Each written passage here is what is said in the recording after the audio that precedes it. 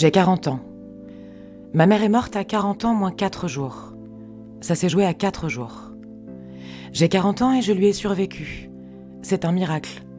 Depuis sa mort, je n'avais jamais envisagé de lui survivre. C'était comme ça, c'était écrit, c'était une certitude. Mon destin suivrait le sien. Je mourrais comme elle, à 40 ans, moins 4 jours. Je ferais tout comme elle.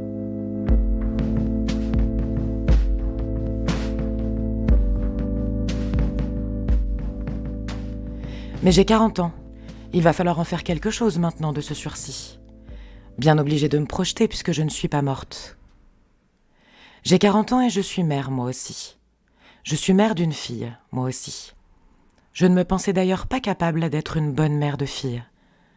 À sa naissance, il y a 9 ans, s'est immédiatement imposé la question « Serais-je comme ma mère ?» Quelques secondes plus tard, la réponse s'est imposée elle aussi « J'espère que non ». Ma mère était seule avec moi, je ne suis pas là pour la juger. Elle a fait comme elle a pu, un point c'est tout. Élodie, j'aurais préféré ne pas t'avoir. Elle aurait sûrement pu mieux faire. Avec elle, il fallait suivre et se taire, ou alors parler, mais faire vite, et pas trop long. Ne pas faire de bruit, ne pas salir, ne pas réclamer, ne pas se plaindre, ne pas déranger. Merci.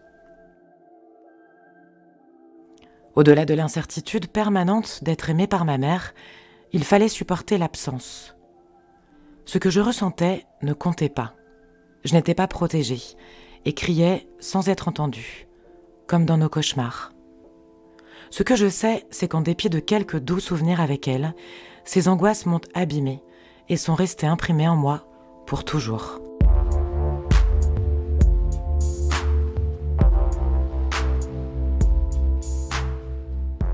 Alors à la naissance de ma fille, j'ai pris une décision, un engagement. Je ne serai pas ma mère à moi.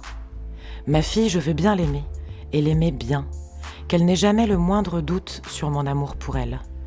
Je serai là et refuse qu'elle se sente abandonnée. Hors de question de construire en elle ces mêmes petites ruines. Je veux tout reprendre, tout recommencer. Je ferai place nette et ne laisserai aucune trace. Elle n'y verra que du feu.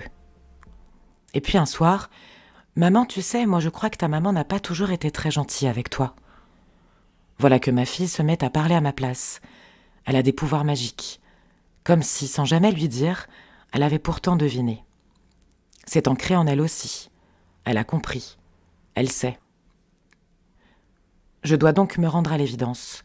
L'empreinte est là, malgré tous mes efforts pour effacer. Les traumatismes, les phrases qui tuent et les absences ont bien évidemment influencé la femme et la mère que je suis devenue.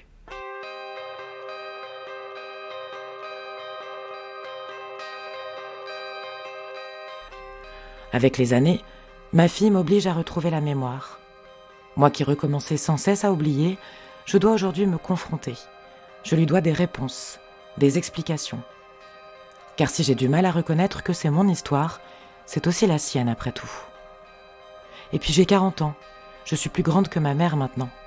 Je te dépasse, comme on dit quand on est petit. Et le regret de notre rendez-vous manqué s'apaise avec les années.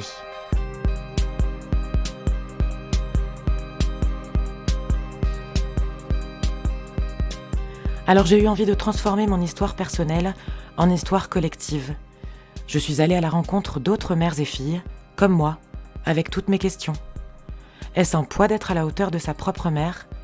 Comment guérir d'une mère défaillante ? Sommes-nous finalement condamnés à reproduire nos modèles maternels, bons ou mauvais ? À travers leurs témoignages, ces femmes ont tenté de répondre, chacune à leur manière, avec leurs mots, leurs émotions, leur fragilité, leur distance aussi parfois.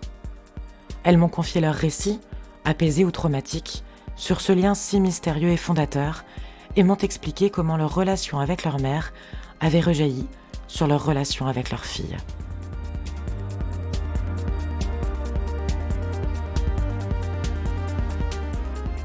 L'idée de ce podcast n'est pas de blâmer nos mères, bien sûr, mais cette question de la transmission mère-fille et des blessures nous concerne toutes.